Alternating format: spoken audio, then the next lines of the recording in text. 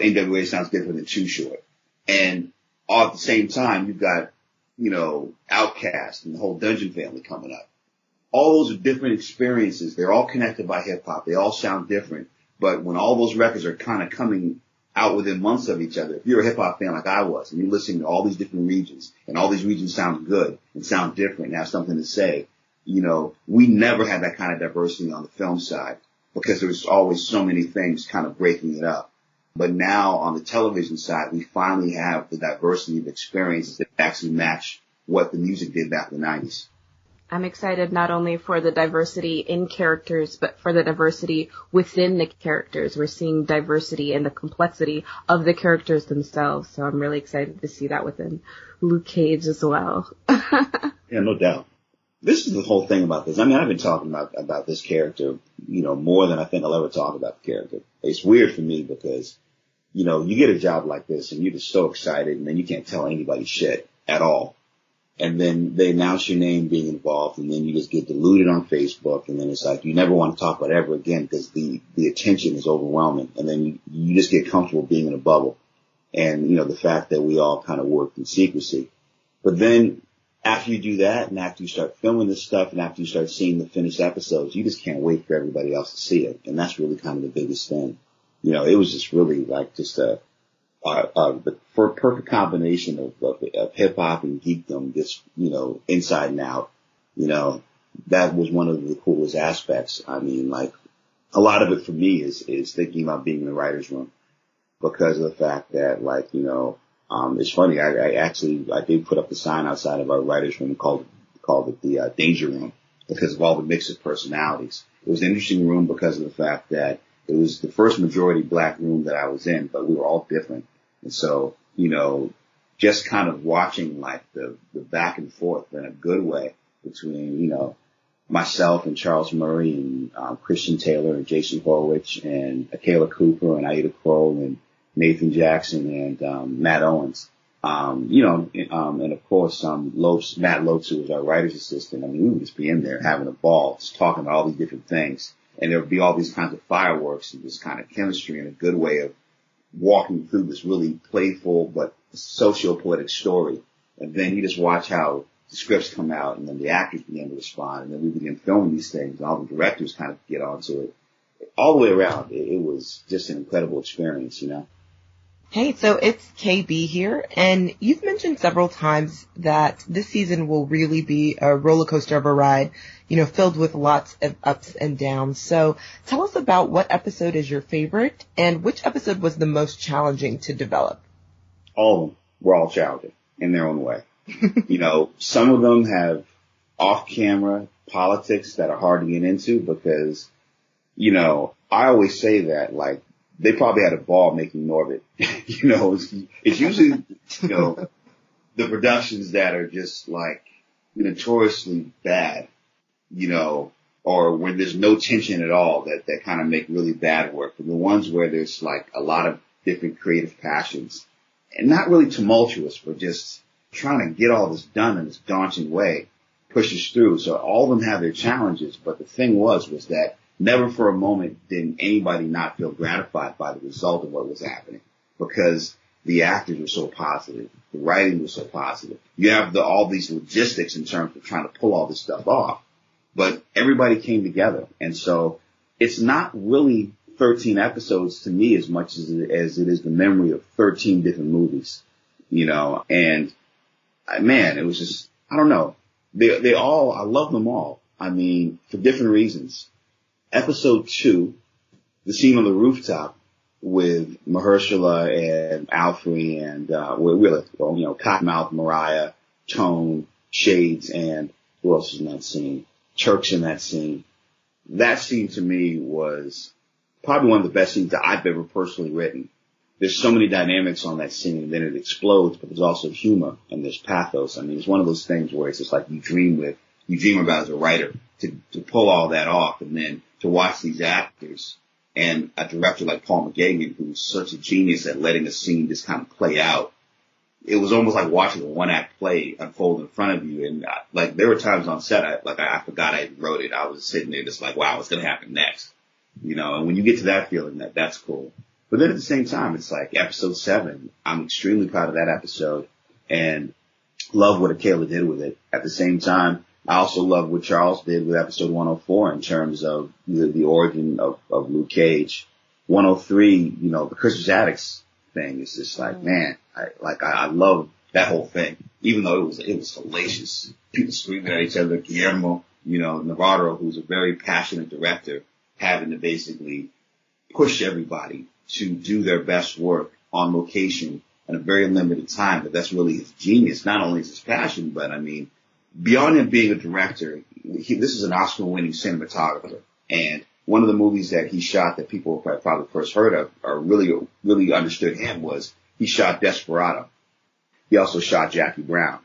And so it was his idea when he saw the location saying, look, we don't need to build a set. We can film this practical location, even though these hallways are narrow. He just had a sense of like walking over Luke's shoulder. You're going to feel like you're kicking ass with him. And so that was the thing, was just watching all that get pulled off in addition to James Liu's stunt coordination. I mean, you know, you got music for that thing. It's just, I love that sequence. I don't know. It's like episode 5. I mean, like literally just watching Luke walk down the street in that suit. Like, man, we got to fake Shaft. I mean, this is, he's such a swagger walking down the street. Like, this is unfair, man. Like, you're never in your life going to be as handsome as Mike Coulter. No, you're not. You know, it's like, come on. That's unfair, you know? I mean, it was almost like some fashion shit. It's like, come on. I mean, like, you almost want, like, to watch Mike Coulter walk down the street, you know, so you can almost do it like a fashion fresh, like, basically walk where imagine if you had Idris versus Mike versus Ursula in suits walking down. I mean, it's just like, come on, it's just unfair for the rest of us, you know what I'm saying? And then I'm just trying to think what else. There are all these moments, I mean, not just when you're filming them, but when you're in post watching them. Like, I think post-production is really my favorite part of the entire process because filming everything is you do long hours and everybody's tired, but when you get in post and you actually start adding music to stuff and you start sitting with the editors and you watch the whole thing kind of come together, that's when you realize what you have and what you don't have. And so I'm connected to all of it. I mean, but also there's moments, you know, after the segment that you guys have seen that are coming up in these new episodes that I'm like, man, I want to talk about the whole thing. I mean, because we go on so many different twists and turns. I think the audience is going to be really surprised. I'm hoping they're surprised. I could be really wrong, you know, and that's kind of the hardest thing about this is that you still, no matter what you do, you're in a bubble because you've seen everything. You know, you've been a part of the writing of everything. And so it gets to a point where you no longer really have any taste. It's just like you just are going for what you know and you have to lean deeper into it because you can't even think about it outside perspective. But now I'm completely vulnerable. So I'm hoping that we made all the right decisions, you know? Well, I mean, I think that your passion alone for this project and also all of the incredible people that you just named that have been really involved in this process, you know, make me look forward even more to seeing all of the episodes and I'm sure everyone else as well. You talked a little bit about it being more like 13 films than 13 episodes and you being involved in every step of the process. So what's your vision for the Luke Cage franchise and what do you want fans old and new to walk away with? Well, that's a tough question. That's a good one. I mean, that's the hardest thing about this process is being on the other end of the microphone. You know, because as an ex-journalist, I'm used to asking questions, not answering them. So I apologize to anybody I ever interviewed. You know, it's amazing. All right, so let me try that one. Hope for the franchise. My hope for the franchise is that it feel like one big Bob Marley album. And what I mean by that is Bob Marley is the one artist who can get political, but never lose sight of the music so that a record like Get Up, Stand Up or, you know, The Belly Full But We Hungry, you know, is musically just beautiful, but at the same time, it's something to say. But the politics never get in the way of the enjoyment of the jam. You know what I mean? Yeah. So I think people are going to read, you know, they read the quotes and Bulletproof Black Band and all that stuff. They're kind of like, oh, here we go. You know, Like, they kind of go into this, like, I just want to watch Luke Cage. I didn't sign up for all this political shit. And then they watch the show and they can't believe how fun the show is. And so it's almost as if the politics wash over them. But then when they go back and they start really looking at the entire tapestry, they realize, wow, this show had something to say that went beyond just the evolution of a hero.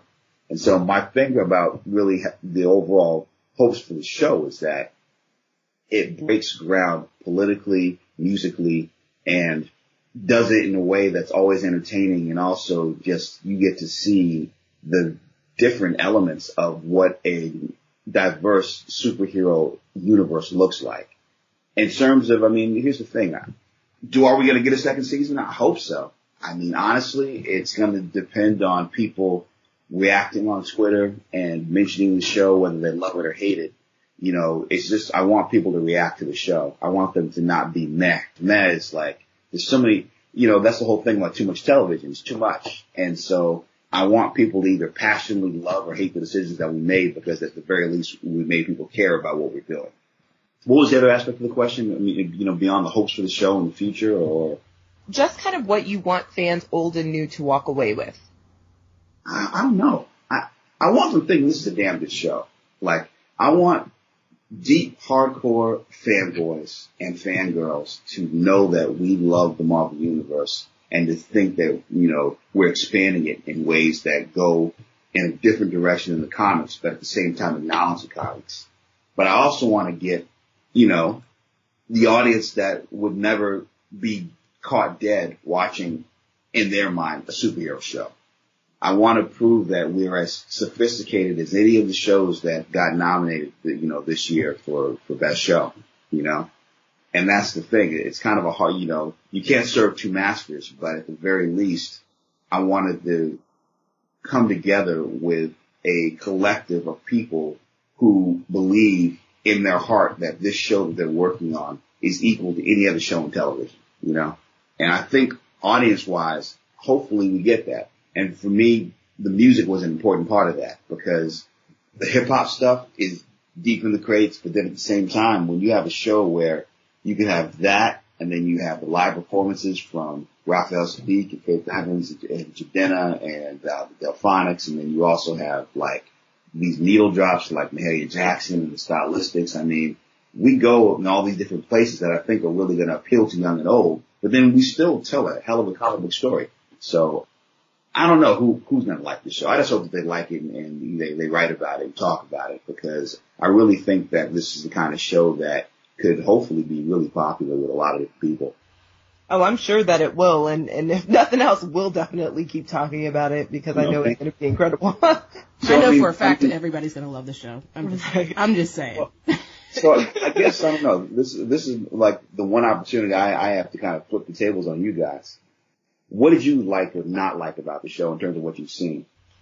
So, hi, it's Joy. So, one of the things that I loved about the show that I've seen so far, I jokingly call myself the senior Bronx correspondent of Black Girl Nerds, because I'm from the Bronx, born and raised, and I live in Harlem now. And one of the things that I loved from what I've seen about Luke Cage and from the interviews I've read is that it really is kind of a love letter to Harlem, and even kind of starting off with the trailers with ODB, and he is a Staten Island and New York hero. That to me made me very happy, being proud to be a New Yorker who currently lives in Harlem. So that's definitely the thing that I love the most. No, great, thank you. And also thank you for putting up with us blocking traffic uptown all the time. I just moved back recently, so I just missed the traffic, but okay. I would have been excited though. I would have been the only one excited for the traffic. I would have been like, oh, what are y'all doing over here? Let me just go over. Well, you know, it was funny because like we would shoot on Lennox, and we shot like on the same blocks as Mount Olivet, so it's really like 118th and Lennox 119th, and these tour buses would pass by. And they were like, what are you filming? What are you filming? And like, you're supposed to, Marvel-wise, you're supposed to always say like, oh, you know, we're working on a commercial or something silly, right? But you see all these black people and they got cameras out there. So occasionally a bus would pass by like, what are you working on? I'll be like, Luke Cage. People are like, why you say that? I'm like, hey, I'm proud of this show, man. Like, we're out here. Like, you know, I just hope that we kind of did Harlem justice, you know what I'm saying? it's KB, and I actually have not had the pleasure of seeing any of it yet, so I'm going to be just as surprised as everyone else when it actually drops. But I am excited because